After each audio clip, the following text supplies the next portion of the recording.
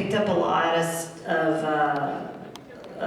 ideas and mimicking and things like that when I was really young. And I didn't realize that there was like an industry where that you could voice over and have a job and work and do this and have fun and make money at it. And so, yeah, so it was mostly that. It was mostly working with the award-winning polka band. Yep. That's so cool. And it just kind of worked out, you know, he was there, I was there. Gave him my business card, here you go. I did some Chuck E. Cheese stuff, you know. Really? What did you do with Chuck E. Cheese? Helen the Hen. What's that? That's one of the characters. Oh. Yeah, the girl, Helen, yeah. Okay. I just know Chuck, to be honest. Oh, you know Chuck? Look at you. Look at me, know the main guy. You know, all famous and stuff. God, no. Please love me. Seriously.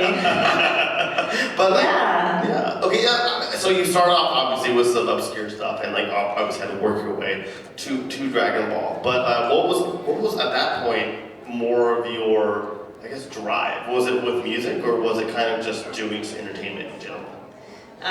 Entertainment in general, definitely doing the singing, the music, the voiceover came along slowly right after that, around 1999, and I was like, wow, this is cool, okay. And so they would ask me, you know, I thought I would, you know, be good recording or auditioning for female voices, you know, like Bulma or Chi-Chi or Poir. And they were like, no, well, let's try Gohan, and let's try Goku, and let's try.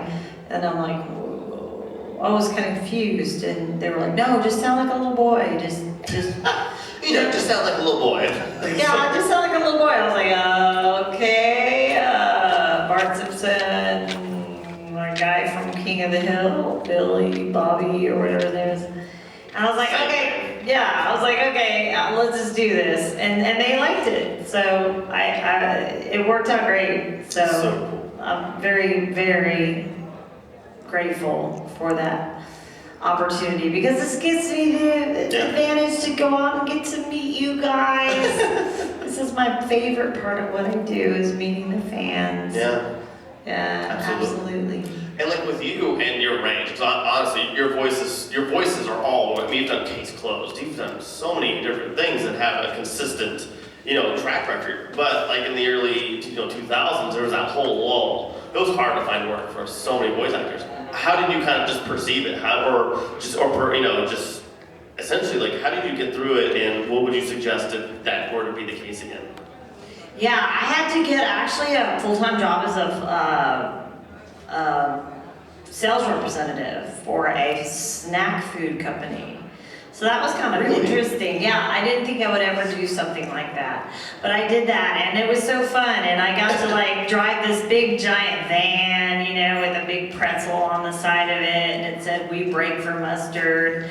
And it was cheesy. 80s references. It was so cheesy and fun, and I was like, okay, here we are. I'm a sales rep, you know. And then I just sang on the weekends, and then whenever things kind of pulled back up, I was able to let that go, and then go back to full-time singing and voice acting.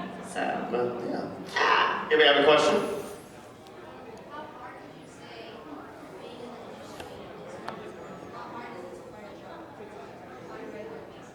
How hard is it? The screaming and yelling. And passing out in the booth. I'm kidding.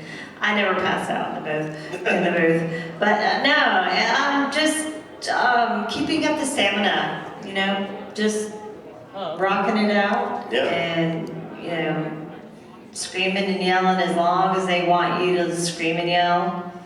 And then they can like either overlap what they hear, or they take the longest one that you can do. Absolutely. You know, and then kind of work with that.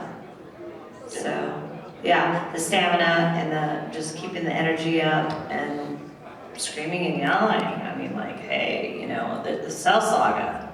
hey, I'm not messing around here, you know. We're talking serious stuff here. We're talking Clint Eastwood. Let's go. You know, that's what I was told. Yeah. Be like Clint Eastwood. I was like, okay. Yeah, okay, all right. I'll just start screaming at people for no reason whatsoever. For Clint Eastwood, yeah. I mean, so you were a singer. I mean, how did you kind of get roped into acting in general? Like, did you study acting? Did your parents kind of, or yeah, how did you just get into the acting portion of it? Not even voice acting. Yeah. Just kind of finding a character. I did actually major in dramatic arts for 2 years in college. So I did that for a while, and then I joined a show band, and then I was on a tour bus. The next thing you know, I'm on the road, and I'm like, okay, I'm done with school. I was like, okay, I'm done. This is the life.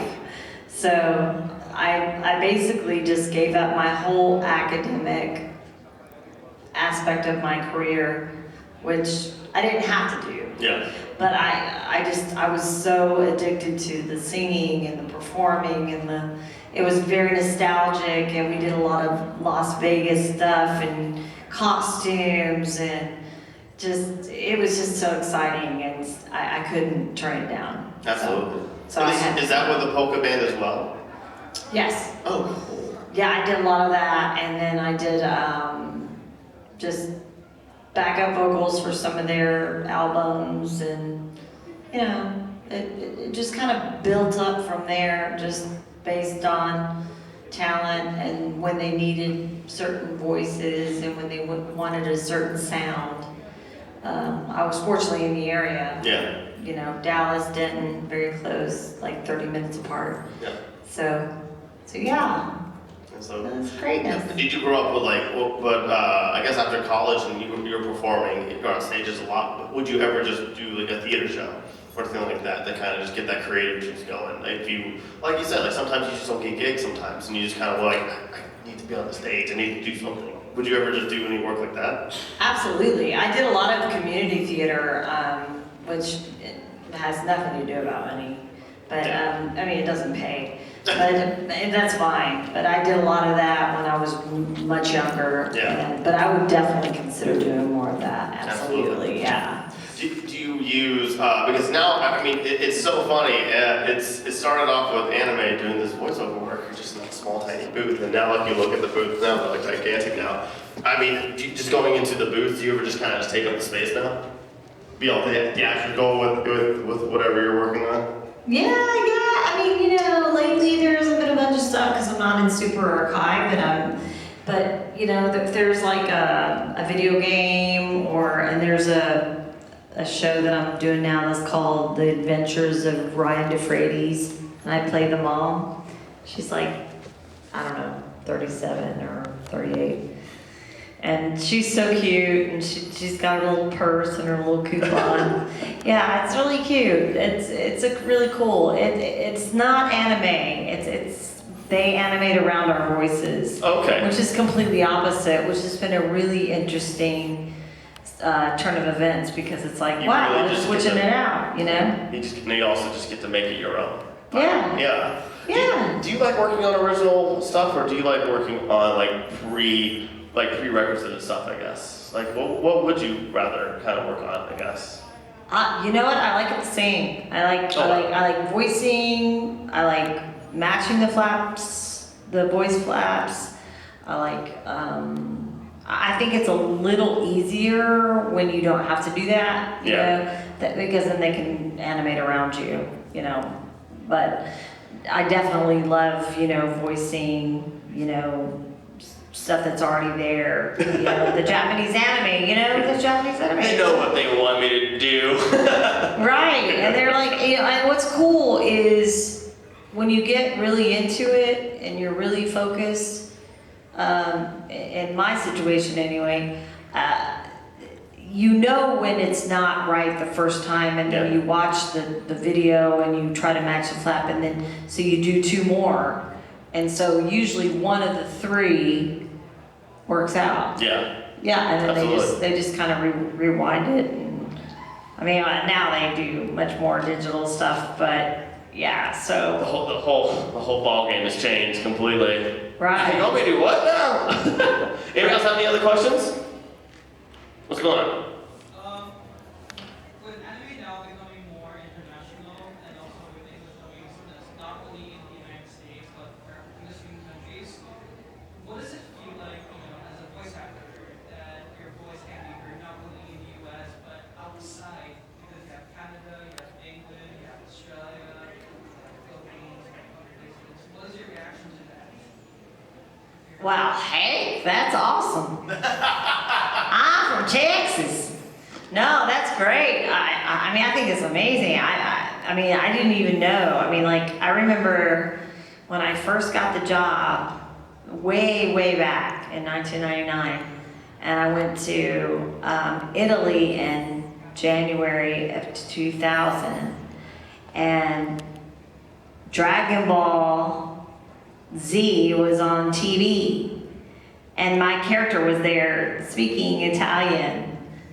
And I was just like, oh my gosh, this is so cool. I was like, I had my video camera and I was videotaping the TV of me voicing, well, it wasn't me, but it was like whoever voiced the Italian Dragon Ball Z Gohan character. And it was just like, what?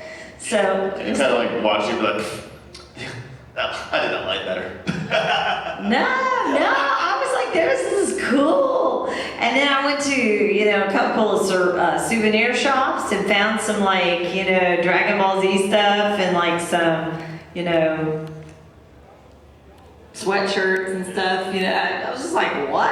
I'm in Italy. What is going on here? I couldn't believe it. I had no idea how big and strong and mighty this anime production was and is continuing to be now, especially now that there's the original voice actors, and then they show them to their children, and then we all grow up together. Exactly. Yeah. I mean, 1999. I mean, that's a long time ago. You guys probably weren't even born. I wasn't even born. I was a fetus. I'm sorry. It's all good. Why are you sorry? I have to say that.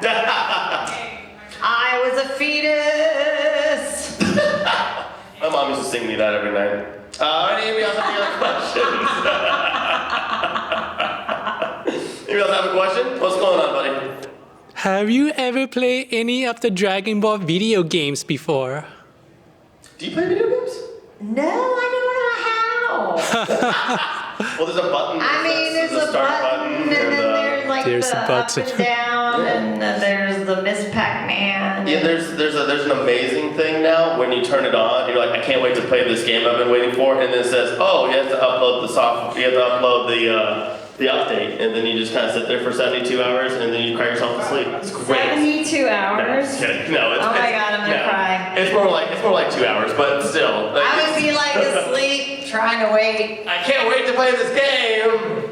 No, I Next year? haven't. But I plan to, and I hope to. But Someday. I haven't. You could totally do like a whole like streaming series and just go on play.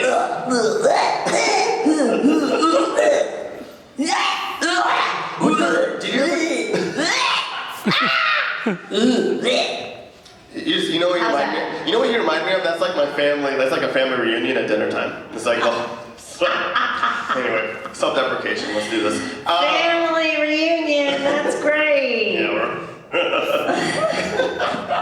You're funny. I try so hard. No, you So don't hard. try. It's easy. Somebody love me. You have it. You have it, boy. Thank you. You got it You're such a going delight. on. I mean, so you go from show to show to show to show. Do you ever just get like this?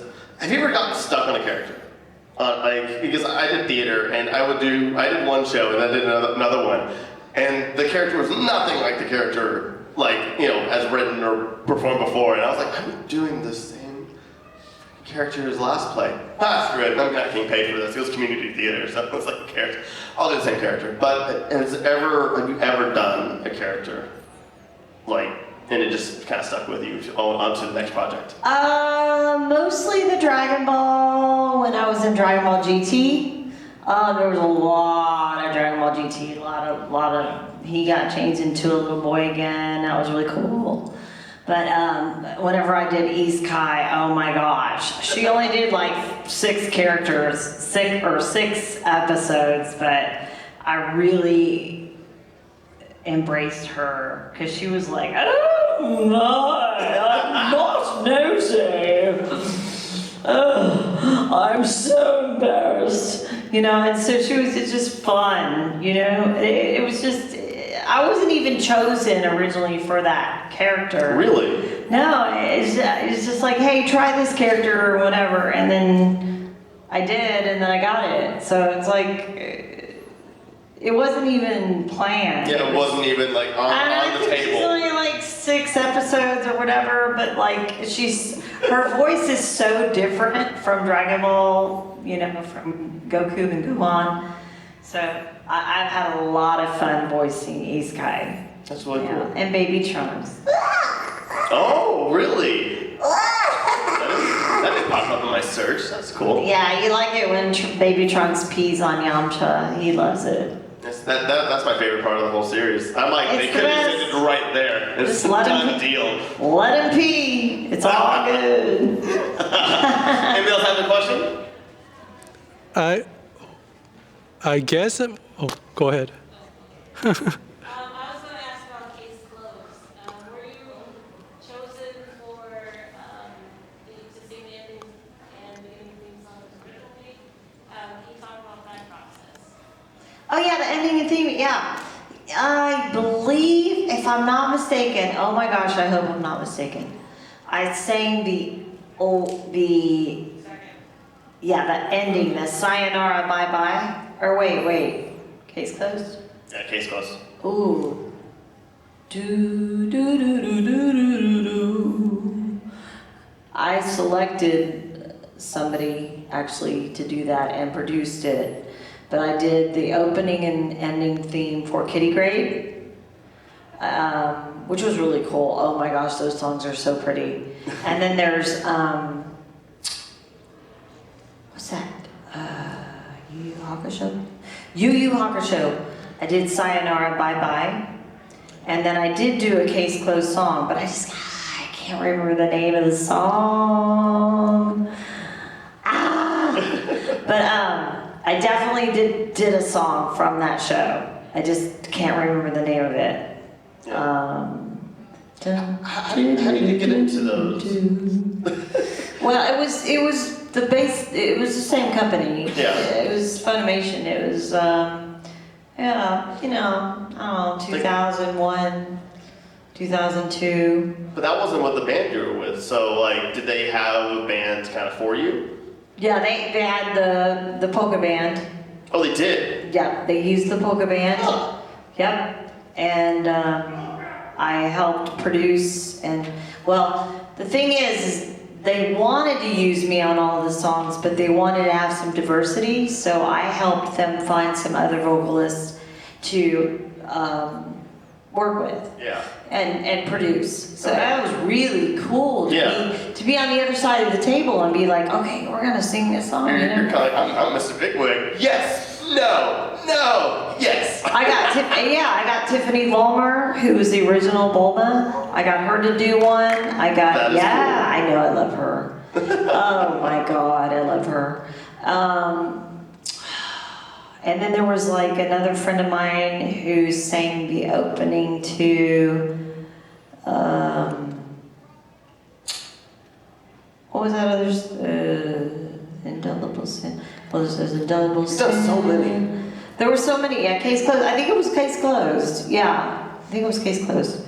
And so, yeah, no, I as much as I wanted to sing them all, we had to have some diversity. Yeah. So I definitely had a hand in helping translate, put it down on paper, make it sound the same, make the sense the same as the Japanese version, and then get other people involved, and then get into the producer chair. That was Yeah. cool. That was cool. Did that kind of like open your mind? Did you ever want to do anything else kind of behind the scenes as well? Oh yeah, I could definitely do that. I think I could really be, because I'm very positive and encouraging, and I'm very, very, you can just come up to me and just chill out and we're good. Yeah, approachable. That's the word, approachable. There it is. Yeah, so You like, are. yeah. I agree 1,000%. Yeah, so I'm like, come on, just rock it out. It's all good, I don't want to make people uncomfortable in the studio. I want people to be happy and comfortable and embrace the whole, and do the best they can. Yeah.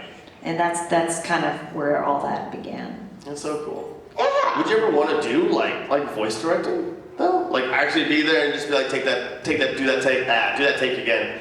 Oh yeah. So like, what would you want to do for that? Would you want to do anime? Would you rather do an American cartoon? Okay. Like what would be your first pick? Oh man, wow. I haven't done any of that. I haven't actually done any directing. I've just done the music stuff. Yeah. Oh, wow. You know what? I would probably like it equally. I'd be good with. I'd probably be a little more comfortable with directing people without having to worry about the mouth flaps. Yeah. And the anime part of it. I think I would be better with, hey, here you go. Let's rock this out. And then what you do is what's cool is you just get 2 or 3 takes. You don't, you can get 2 or 3. You can get alternate takes, and then the one that works is the one they stick with. So I think I'd probably be better with that. Yeah. Maybe I have a question. No? Good, because I do. Did you have a question? Yeah. You did. Sorry. Go ahead. Sorry. I want to know, I've come from like many miles away just to see you today, and I've been a fan of you since forever. Ever since I started watching. Forever is a long time. That's a long time forever. Yeah. I started watching Dragon Ball when I was like 6 or 7 years old, and I really love your voice. It's so awesome. So I want to know if you could show us Goku's voice today. Oh, you want to hear some voices? We should do it. Aw. I guess. Whatever you want. This is your time. Mr. Roshi, I'm hungry. Do you have any food? I bet Mr. Rashi would have any food. I am located. Kamehameha!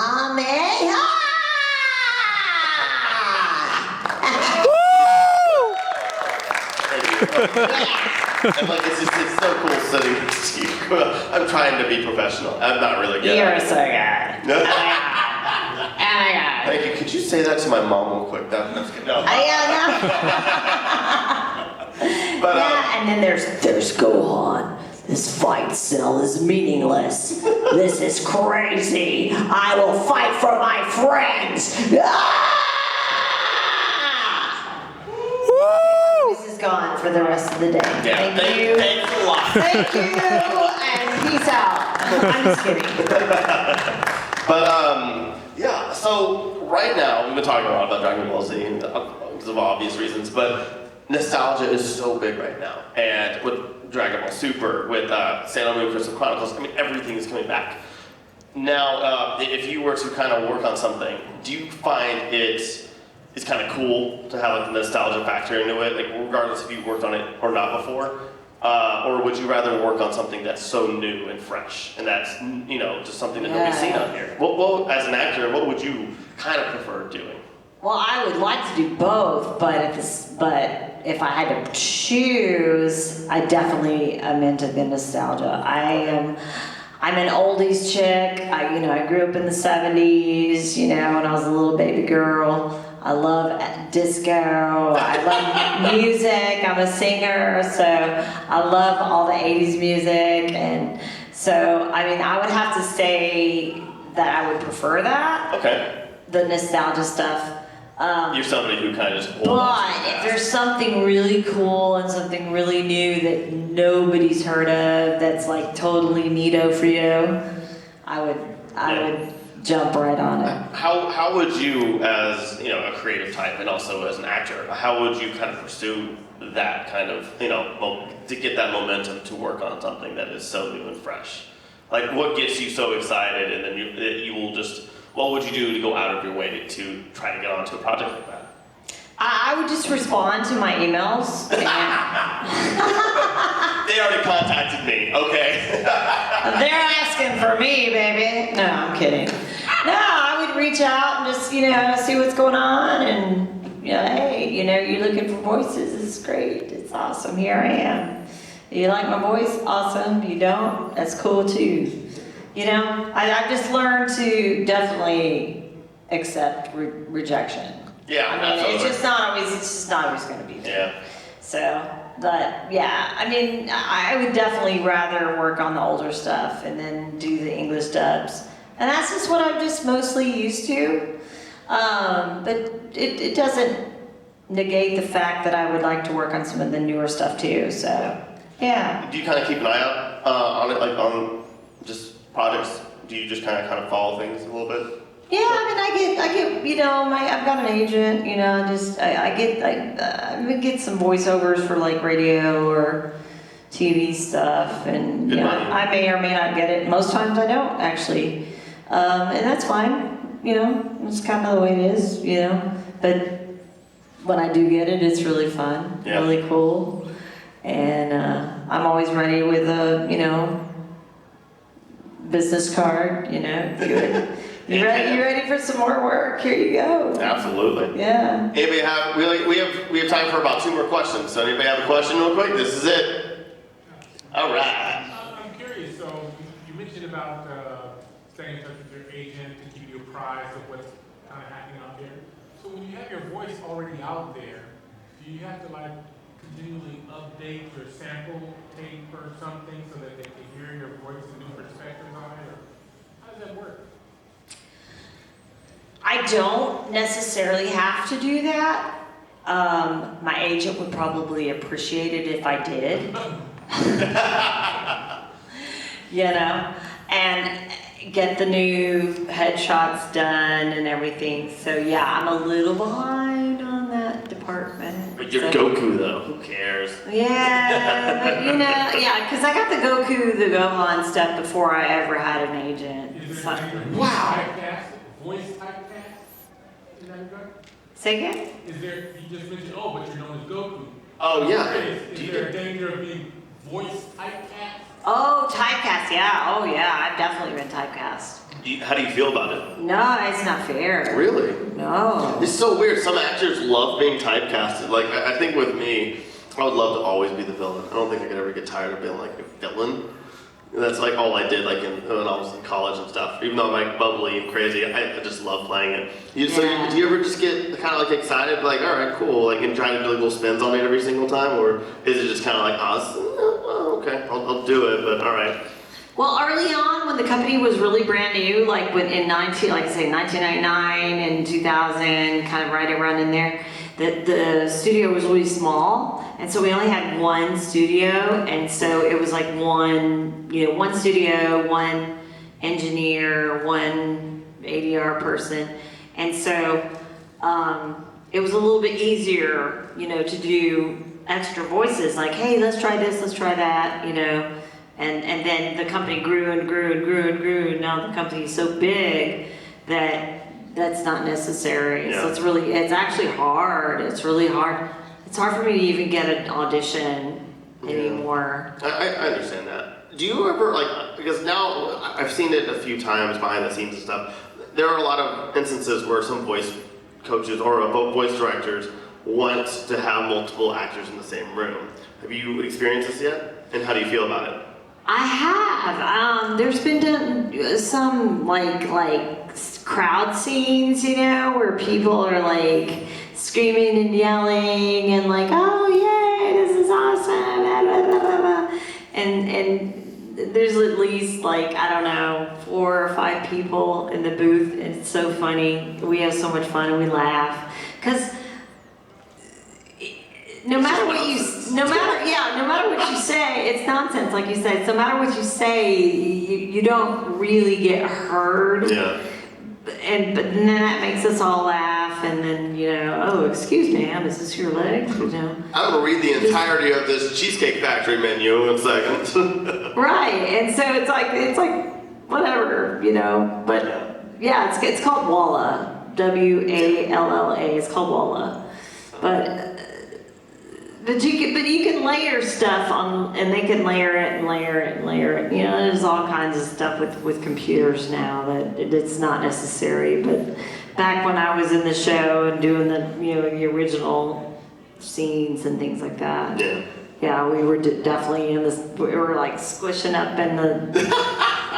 We were like, okay, let's squeeze. I wish they would take more pictures and have more behind the scenes stuff. Like that just wasn't a thing in the anime. I think the fans would really love that. Yeah, especially now, like with special features and stuff like that. That's like the one weird thing about anime. Like you can go back and they have so like Disney has film of all the times of like the people doing the voice acting, and they have film of the people who stand there doing the poses and do the actual body stuff for all the characters. Yeah, because sometimes you can't just stand there. I mean, like you have to move. Yeah. You know? And like, anime has I know. I have to move when I'm doing Goku and Gohan. I'm like, I can't just stand there with my hands.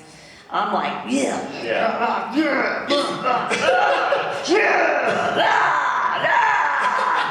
know, I can't just stand there, you know, and not move. Yeah, absolutely. I gotta have some space. How do you feel about anime being so norm? It's becoming a norm now. Like people are really accepting it because for a while everyone was like, okay, this Pokemon. Honestly, Dragon Ball Z, Pokemon, Sailor Moon look like a lot of other things that are on Cartoon Network. It was now we're gotten to a point where things do not look like things on Cartoon Network. Or maybe a little bit stuff now like Steven Universe, but like it was now it looks so different, and it's so engulfed into our society, and everyone's like, oh, this is essentially kind of watching the same thing, but the industries are so different. Anime and cartoons are so run differently. Everybody has a different attitude on it. How do you feel about just kind of like that, having the viewers engulf, kind of embrace it, but everything behind the scenes is so different. How do you feel about that? I take the role and I take whatever the next role or the next line is. Basically, we go from line to line. We don't like interact with the other actors per se. So I just go from line from line and put the headphones on and get get into the character, get the script going. It's all good. And then I just pretty much go from there. And then once they kind of like wrap it all up, put it together, it's like, oh wow, that's cool. Okay, I remember doing that. But if you listen to the director and you watch carefully what's going on and you look at the descriptions of what the line is supposed to emote, that's usually what helps me, because I want to do a good job. I mean, I don't want to do this just for fun. I mean, I want to do. this is my work. This is my, this is my livelihood. So I like to take really special care of the notes and listen very carefully to the character as far as what's going on in the scene. And here's what's going to happen, and so I take very special care in that. Absolutely. So, we have time for one last question from you guys. This will be the end of the Q&A. Anybody? Nobody has a question? I think I have one. Good. You sure? I just want to know where she's signing after this. I'll in the lobby at 4:15. Anybody else? Signing outside soon, very soon. What's your question?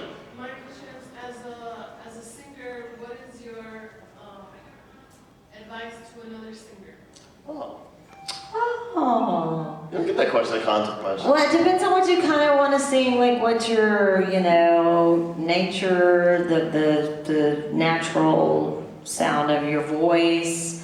There's jazz. There's there's R&B. There's soul. There's Motown. There's disco, there's dance, there's rap, Yeah. You know, I mean, I'm personally more into the disco Yeah. 70s thing. I'm gonna bounce off of that. Yeah, bounce off that. Find the genre you really, really want to focus on, and you find that vocal coach that understands that they cannot teach everything. Because I had a vocal coach I'm from Texas as well. I had a vocal coach that taught me country. I had a vocal coach that taught me jazz, and then I was studying opera and musical theater, and I had the same coach for that. But like, essentially, they were just like, you know, like I want to do this. I need to perform this, or I need to be backup singers for this. And they'll be like, I don't do country. I'm not even gonna touch that. No, Yeah. you gotta find somebody else. So find vocal coaches who honestly know that genre and understand that they cannot teach you everything. Honestly, like it's like that's a really important thing. Yeah, they can teach you like how to breathe and Yes. how to do the diaphragm and all that stuff. And the basic stuff as far as emoting and singing and promoting your music. But if there's a specific type of music that you prefer to perform, and then if you want to go into performing, then definitely get with somebody that, like he said, knows that genre and can really help you get prepped for that. And you can just like take a song, and just work on a song, and then work on it for a while, and then go to your coach, and then sing it, and just let the coach just coach you and guide you. And okay, this is what we're gonna do with your breathing. This is what you're going to do with the song lyrics. This is what you're going to do with this. Yeah. Because that's my next step, is I'm going to start teaching vocal lessons to kids. That's awesome. Yeah, also breathing is the most important thing in the world. So, thank you guys so much. Stephanie, thank you for being here. You're amazing. Thank you guys for being here. Hope you guys have fun. Stephanie's going to be signing up there where Ruben was, and it's going to be limited one per person from 4:15 to, I don't know, 5 o'clock? I don't know. Yeah, We'll figure it out. I'll stay as long as you guys need me. Oh, 5 o'clock on the plaza stage, we have the competition thing, so. Oh. Thank you guys so much for coming. I'm Tyler from the Great Geek Gathering Network, where we do podcasts. Isn't he amazing? Oh, look at Give Tyler some love. At 5:30, I have my own panel that I do at Comic-Con and around the country, Unnecessary Debates. It'll be on the plaza at 5:30 or 5:45. 5:45. So, be a lot of fun, a lot of unnecessary stuff, and you guys are great. Enjoy the rest of Ronin Expo 2019. Thank you guys. Thank you guys so much. I'm so glad to be here from Dallas. I'll see you guys really soon. Come on by the table. Woo! Woo! That's right. Ooh, ooh.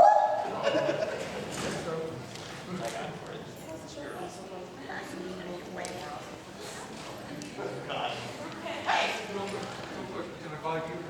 What's up?